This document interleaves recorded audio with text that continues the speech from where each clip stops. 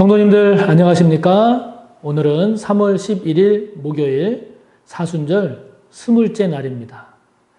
사순절에 딱 반이 됐네요. 자, 오늘 우리가 함께 볼 말씀은 로마서입니다. 신약 256쪽, 로마서 12장 14절에서 21절까지입니다.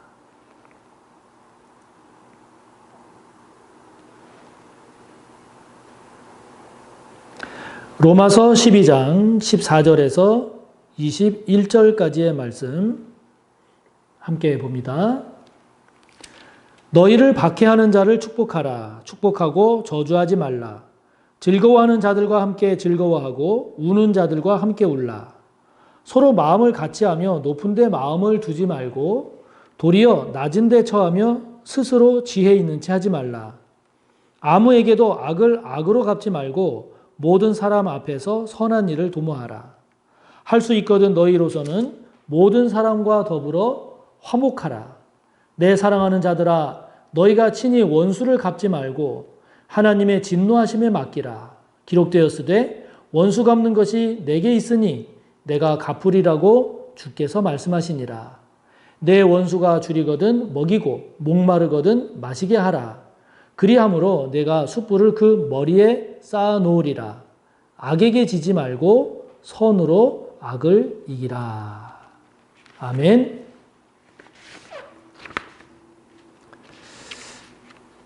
제가 이렇게 좀 짤막짤막한 글을 보다가 참 재미있는 동화를 보게 됐습니다.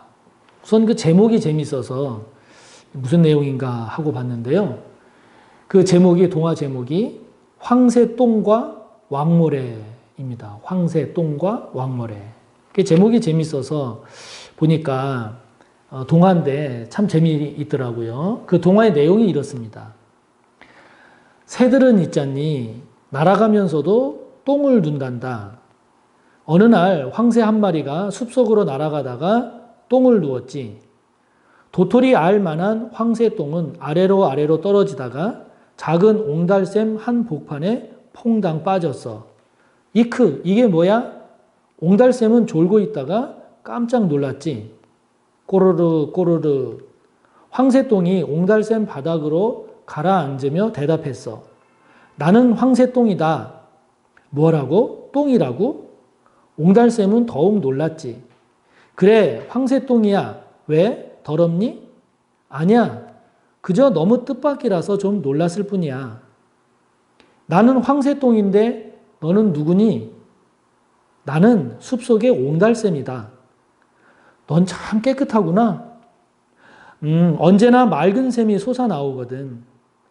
너처럼 깨끗한 옹달샘에 떨어진 게 다행이다. 그럼 만일 저 바위에 떨어졌더라면 너는 박살이 났을 거야. 그래, 그랬을 거야. 옹달샘과 황새똥은 금방 친해졌어.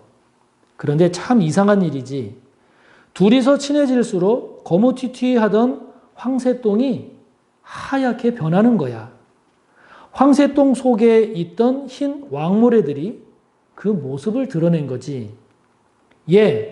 넌 똥이 아니라 깨끗한 왕모래구나. 그때부터 희고 고운 왕모래들이 값진 보석처럼 옹달샘의 밑바닥에서 반짝거리기 시작했단다. 똥 속에 묻혀있던 내가 살아난 건 모두 네 덕분이야. 고맙다. 나도 너처럼 빛나는 보석을 품게 되어서 고마워. 이게 동화의 내용입니다. 표면적인 내용은 아이들이 재미있게 읽을 수 있는 동화인데요. 이 동화에서 다루고 있는 주제는 평화라고 하는 꽤 무거운, 굉장히 중요한 의미 있는 주제였습니다. 얼마든지 서로 얼굴을 붉히고 싸울 수 있는 그런 상황인데도 서로를 아름다운 존재로 품었기 때문에 더 아름다운 평화, 그리고 서로가 축복하는 그러한 관계로 발전하는 모습이 이 동화의 내용을 보면서 참 좋다, 이런 생각이 들었습니다.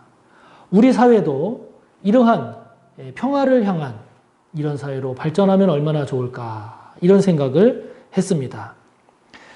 평화라고 하는 이 한자를 보면 그 평평할 평자에다가 조화로울 그 화자를 쓰는데요. 근데 이 화자라고 하는 한자는 벼화에다가 입구자를 씁니다. 붙여 쓰는데 결국 평화라고 하는 이 말은 입에 벼, 곡식을 골고루 나누어주는 것, 나누는 것, 이런 것을 의미합니다. 그러니까 평화는 사람이 살아가는데 꼭 필요한 것을 이렇게 골고루 잘 나누어 갖는 것이 평화임을 알 수 있습니다. 요즘 우리나라에서 가장 큰 문제가 되고 있는 것 중에 하나가 부동산 가격의 불안정이죠. 부동산 가격을 안정화시키는 것이 지금의 가장 큰 문제처럼 그렇게 여겨지고 있습니다. 그래서 대통령 지지율에 있어서도 이 부동산 이 문제가 대통령의 국정 운영에 있어서 그 부정평가를 이루는 가장 그 중요한 첫 번째 요인 중에 하나가 바로 이 부동산 정책의 실패를 들 정도죠. 이 부동산에 관한 내용을 우리나라에 이렇게 보면은요, 누구는 전세는커녕 월세집을 전전긍긍하는데, 누구는 막 몇 채, 뭐 수십 채, 뭐 많은 경우는 막 수백 채까지 이렇게 가지고 있는 이것을 보면 가진 자와 갖지 못한 자의 이 간격이 굉장히 큽니다. 이것이 크면 클수록 우리 사회 전체가 안게 될 그 사회 불안정이라고 하는 것은 점점 커집니다. 또 누구는 좋은 지역에 집을 가지고 있어서 가만히 앉아서 막 수천만 원, 수억 원의 이런 그 이익을 보는가 하면, 누구는 집 한 채가 없어서 오르는 전셋값을 감당하지 못해서 점점 외곽으로 이렇게 이사가는 경우를 봅니다. 그러다 보면 점점 사회에 대한, 정부에 대한 이런 원망과 불만이 점점 커지게 되죠. 커지게 돼서 이렇게 되면 사회가 점점 안정되지 못합니다. 점점 불만이 많아지게 되고, 그러다 보면 서로의 관계도 평화롭지 못하게 되고 갈등 관계가 되는, 그 갈등이 심화되는 이런 현상을 낳게 되죠. 이런 사회를 원하는 사람은 아마 아무도 없을 겁니다. 모든 사람들은 사회가 안정되기를 바라죠. 모든 사람들은 서로의 관계가 평화롭기를 바라죠. 요즘 미얀마 사태가 국제적으로 큰 이슈입니다.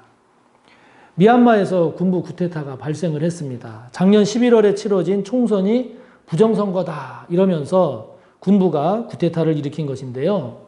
이 쿠데타를 반대하는 시위대하고, 그 군부의 쿠데타를 반대하는 이 시위대하고, 이 시위대를 강제적으로라도 진압하려고 하는 지금 이 군부가 충돌하면서 미얀마가 굉장히 지금 혼란스럽고 위험한 상황이 지속되고 있습니다. 많은 사상자들이 속출하고 있고, 연일 전해지는 그 충격적인 강경 진압의 그런 소식들이 우리 모두의 마음을 아프게 하고 있지요. 미얀마 사태가 속히 진정이 되고 미얀마의 평화가 다시 자리 잡기를 간절히 바랍니다. 특별히 이 미얀마 사태와 관련해서 성도님들께 중보 기도를 꼭 부탁드립니다. 김영희 권사님 찬양, 김영진 선교사님이 지금 미얀마 앙곤에 선교사로 계십니다. 전에 우리 교회에서도 오셔서 예배 드리고 인사했었는데, 지금 그 김영진 선교사님하고 그 가정이 지금 미얀마 양곤에 그대로 있습니다. 그래서 가장 지금 위험한 곳에 계세요. 우리가 전해 듣고 있는 소식보다 지금 미얀마 현지의 상황은 훨씬 더 심각하고 위험하고 안 좋은 상황입니다.